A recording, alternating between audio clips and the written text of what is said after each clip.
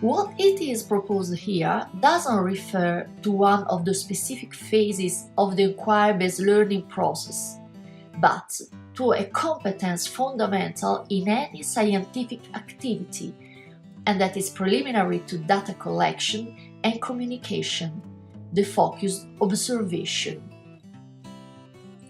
The observational process can be articulated in three fundamental phases, connected to each other but distinct: focusing, data collection, analysis.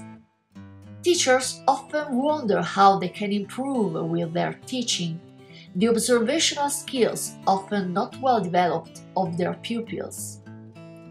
The following activity allows you to touch with your hand how complex this competence is, how many aspects are involved in it, and at the same time, how important is that deliveries of the observation are clear and complete.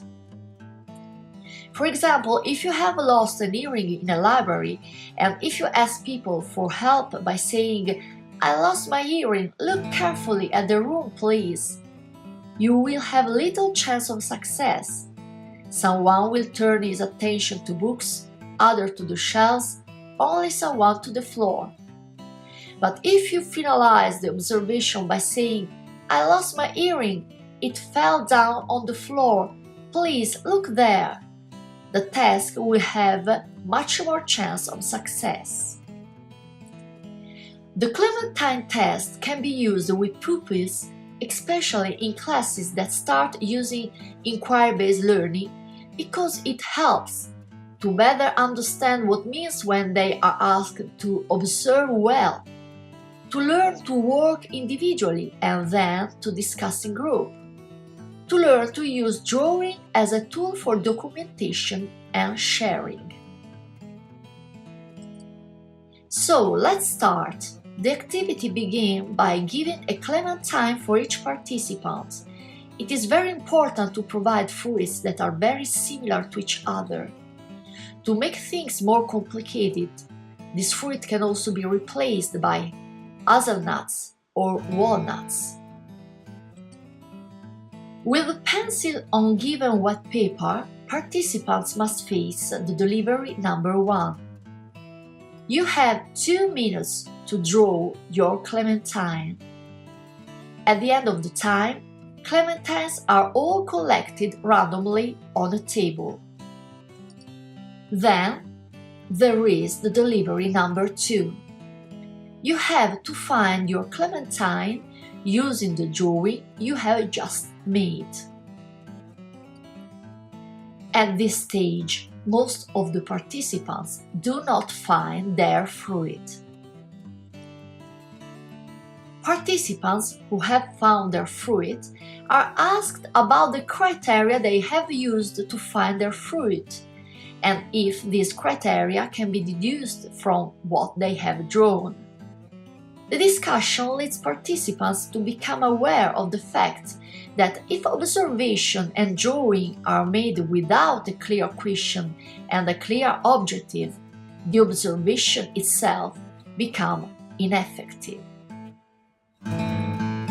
The activity continues with delivery number 3. You have 2 minutes of time to make a second drawing in order to recognize your clementine among the other fruits. At the end of the time, again participants are asked to return the fruit randomly on the table and continue with the delivery number 4. That is, you have to be able to recognize your clementine thanks to your second drawing. At this stage, most participants find their own fruit. Each one is invited to analyze the differences between the first and the second drawing and to point out whether the new delivery has changed the personal observation. Discussion leads participants to become aware of the fact that it is not possible to make a good observation if its purpose is not well established. Purpose and role observation are factors that lead the activity. Then clementines are put again mixed on the table and the participants are asked to follow the delivery number 5. Exchange your drawings.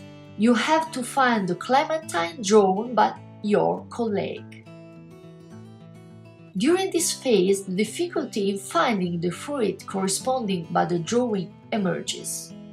The analysis of this highlights the role of the drawing as a communication tool and the need to write down what is observed in the form of a caption. So now it is necessary to give the delivery number 6. You have 1 minute to complete the second drawing of your clementine. The purpose is to help a colleague to find it. And once the time has expired, participants follow the delivery number 7. Exchange your drawing.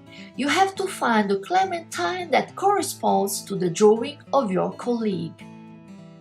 At this stage, most of the participants find the fruit.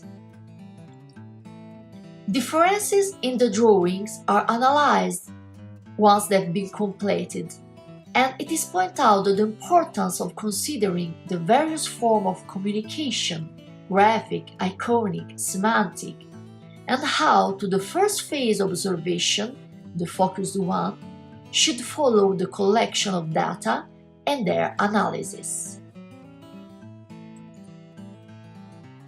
Discussion among teachers leads to the definition of the characteristics of observational process. Intentionality.